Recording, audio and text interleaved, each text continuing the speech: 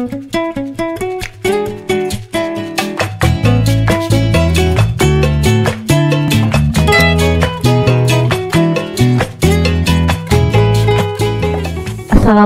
warahmatullahi wabarakatuh.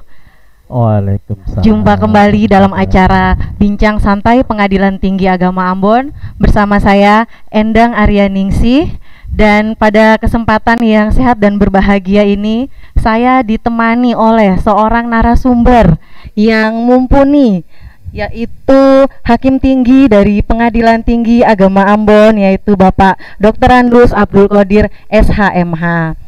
Pada kesempatan kali ini, topik atau tema yang akan kita bahas bersama Bapak yaitu Wan Prestasi dalam Akad Syariah. Sebelum kita mulai masuk ke topiknya, Pak, mohon izin untuk menyapa dahulu, Pak. Assalamualaikum warahmatullahi wabarakatuh, Bapak. Waalaikumsalam warahmatullahi wabarakatuh. Semoga walaupun di luar pandemi, tapi di dalam sini semoga semangat dan sehat terus ya, Pak. Alhamdulillah, insyaallah begitu, Mbak Enda. Ya, sesuai dengan moto kita untuk meraih BBWM, yaitu Pak Lawamena Haulala, Pak. Ya, maju terus, pantang mundur. Maju terus, Pak. Iya, oke. Sip. Kita langsung aja nih, Pak, ya, biar Iya, nggak semakin silakan, penasaran ini, Pak, dengan Oh, topiknya. Iya. Terkait dengan Wan Prestasi, Pak. Pertama-tama saya ingin tanyakan yaitu apa yang dimaksud dengan Wan Prestasi dalam akad syariah? Wan Prestasi itu berasal dari bahasa Belanda, bukan bahasa kita.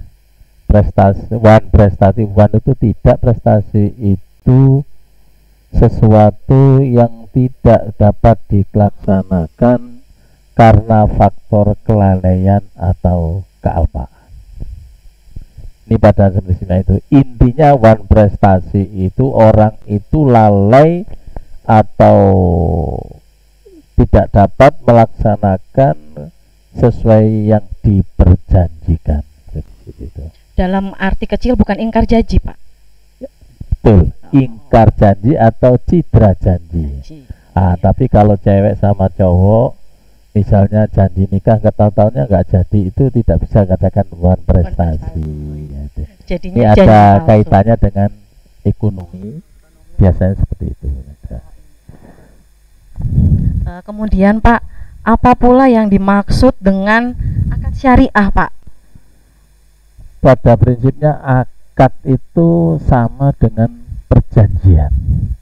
Hanya saja ini ada istilah khusus, barangkali hal yang baru dalam dunia peradilan, artinya peradilan agama. Jadi suatu perjanjian yang dilakukan oleh para debitur, perjanjian dilakukan oleh satu pihak atau dua belah pihak, bahkan lebih. Dengan adanya perjanjian tersebut, salah satu pihak tidak dapat melaksanakan akad-akad tersebut. Nah, yang dalam akad syariah ini kaitannya dengan ekonomi syariah. Jadi usaha yang berkiprah di bidang ekonomi akan tapi dengan landasan-landasan syar'i atau dengan dasar-dasar sendi-sendi hukum Islam. Nah, sekarang ini kan ada istilah ekonomi syariah. Bahkan sekarang perbankan itu kan juga ada embel-embelnya syariah, sehingga apabila antara nasabah atau debitur mengadakan perjanjian dengan pihak atau lembaga yang ada kaitannya dengan syariah tersebut, disitulah maka pakai istilah akad syariah.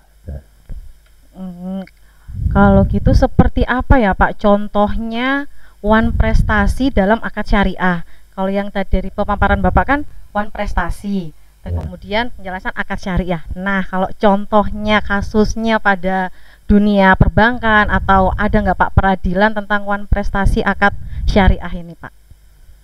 Oh iya, contoh dalam perbankan syariah itu kan ada istilah murabahah ya. Jadi seperti saya sebagai debitur itu mohon kepada bank pinjam uang untuk bangun rumah dengan akad murabahah, artinya tidak semata-mata utang piutang kemudian bunga, tapi istilahnya itu margin ya, bagi hasil. Sehingga bank itu mengucurkan dana dengan akad saya misalnya untuk bangun rumah. Jadi bank itu yang membangunkan rumah dengan harga ditentukan sekian, kemudian nanti tinggal jangka waktu berapa lama, nanti ketemu angsurannya tiap bulan atau tiap apa sesuai dengan perjanjian itu, besar atau nominalnya ini ditentukan kemudian. Nah, kemudian saya ini dengan ketentuan yang di akad tadi itu ya untuk rumah, tahu-tahu saya tergiur ini kalau saya untuk bangun rumah kan stagnan ya tetap. Akan tapi kalau saya belikan mobil kemudian saya jadikan renka atau kita daftarkan ke Gokar atau Grab, ini kan akan berkembang. Nah, meskipun itu uang saya, karena dengan pihak bank tadi itu akadnya untuk rumah, lah hal yang semacam inilah berarti saya ini menciderai janji. Jadi ketika saya teken janji ini kemudian dalam pelaksanaan tidak bisa kita nyimpang daripada apa yang kita berjanjikan, sehingga apabila hal yang demikian ini terjadi, bank tahu, maka bank ini merasa dirugikan dengan istilah one prestasi karena pihak debitur tadi menyalahgunakan atau menciderai janji itu. Oke Pak, lanjut lagi satu lagi ya Pak, boleh ya. Pertanyaannya. Nah, bagaimana solusi Pak jika ada debitur yang melakukan one prestasi dalam akad syariah? Ya.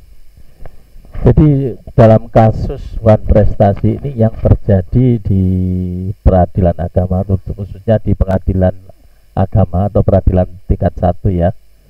Ini yang sering terjadi masalah one prestasi ini macetnya angsuran.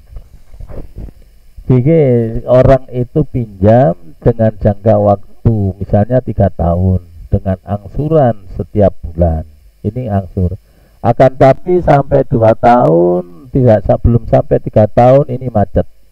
Bahkan jangka waktu yang telah diperjanjikan atau dalam akad tadi itu sudah lewat. Dengan demikian, saya sebagai debitur kan saya berarti kan one prestasi.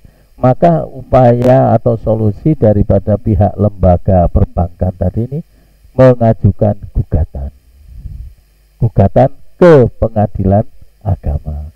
Karena yang semua embel-embel ada syariahnya, bank syariah, asuransi syariah, reksadana syariah, bahkan lama-lama nanti ada kolam renang syariah. Jadi tidak tahu bagaimana itu orang renang harus pakai mukena apa-apa itu kita tidak tahu ya itu. Tapi yang ada embel-embel syariah itu nanti upaya hukumnya sudah, ini kan sudah ada undang-undang nomor 3 2006 itu kan setelah memberikan kewenangan kepada pengadilan agama apabila ada sengketa itu untuk mengadili hal tersebut. Kemudian Pak, ada nggak Pak dalam perspektif Islam ada dalil khusus atau dalam surat tertentu dalam Al-Quran yang menyatakan tentang akad syariah ini Pak? Jadi pada prinsipnya dalam hukum Islam itu kan ada wa akhalallahul bai'a wa harrama riba, kan itu ya. Yang dihalalkan itu adalah jual beli dan masalah riba ini yang diharamkan. Oleh karena itu dalam perspektif hukum Islam yang diterapkan dalam perbankan itu tadi, makanya akadnya bukan utang piutang dengan bunga, tapi akadnya tadi itu istilahnya jual beli tapi bentuknya macam-macam. Kalau utang itu dibelikan mobil, akadnya nanti jual beli mobil. Kalau akadnya itu untuk renovasi rumah dan lain sebagainya, beda lagi juga. Jadi itu istilahnya juga tetap, jadi harga renovasi rumah tadi tetap kayak akad jual beli itu berapa renovasi ini biayanya. Jadi bank itulah nanti yang membiayai, debitur yang nanti mengangsur dengan margin. Nanti kan laba daripada hasil kerjasama tadi itu nanti tergantung perjanjian, apa 50-50 pembagiannya, apa prosentasenya berapa itu tergantung dari akad atau perjanjian tersebut. Untuk akadnya Pak, apakah hanya ada satu atau ada beberapa akad Pak? Hanya untuk jual beli atau sewa menyewa, pinjam meminjam gitu Pak? Selain akad yang Bapak sampaikan tadi muharabah, Pak? Jadi bank itu sendiri mempunyai beberapa produk ya, tidak hanya jual beli, ada juga istilah mudharabah, dia itu nanam saham juga.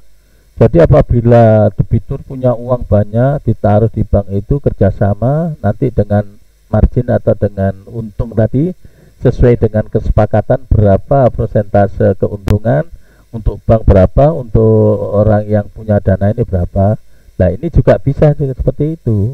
Kalau bank-bank konvensional kan ada deposito, ada tabungan ini. Tapi kalau untuk bank syariah istilahnya beda. Jadi istilahnya tetap kita gunakan istilah fikih gitu. Jadi rohnya itu tadi hukum Islam, meskipun kadang-kadang itu dalam praktek orang itu kadang-kadang kan gini ya, ini katanya bank syariah tapi kok tambah mahal kan itu ya. Orang di masyarakat muncul seperti itu. Jadi tetap kalau masalah persentase itu kan, tapi akadnya yang beda di situ. Lah antarodinnya ini yang penting, unsur sama-sama rela. Jadi kan itu kan istilahnya rame di depan, tidak rame di belakang, tidak istilahnya kayak belangkon belakang ya. Nah, ini di depan sudah fair.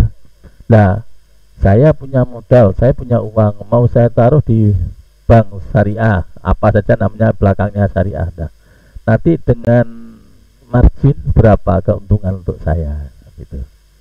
Kalau deposito kan lain ya, orang jadi seolah-olah nasabah ini perjanjiannya hanya sepihak. Kan termasuk utang kita kan juga gitu ya. Kita kadang-kadang ada akadnya dalam formulir itu langsung teken. Kita tidak paham berapa kan. Tahu-tahu kita ini banyak ya, besar juga kan itu. Nah kalau saya kan ini rame, sudah dijelaskan Bapak mau butuh berapa untuk bangun rumah, akadnya seperti ini. Katong punya biaya sekian untuk biaya rumah Bapak, nanti Bapak ini akan mengangsur sekian. Kalau mau lanjut teken, kalau keberatan oke, nggak jadi. Jadi prinsipnya itu tadi antarodin itu yang beda dengan konvensional di situ, sama-sama rela ya tadi. Oke, terima kasih Bapak atas penjelasan, pemaparan dan contoh yang telah dijelaskan mengenai wan prestasi dalam akad syariah. Insya Allah ya Pak, dalam kesempatan yang selanjutnya kita dapat bertemu lagi dengan narasumber atau dengan topik, dengan tema-tema yang lainnya pada acara Bincang Santai PTA Ambon. Terima kasih Basudara warga peradilan semua. Salam sehat selalu. Lawamena haulala. Wassalamualaikum warahmatullahi wabarakatuh. Waalaikumsalam warahmatullahi wabarakatuh. Terima kasih Mbak Endang. Semoga kita sehat selalu.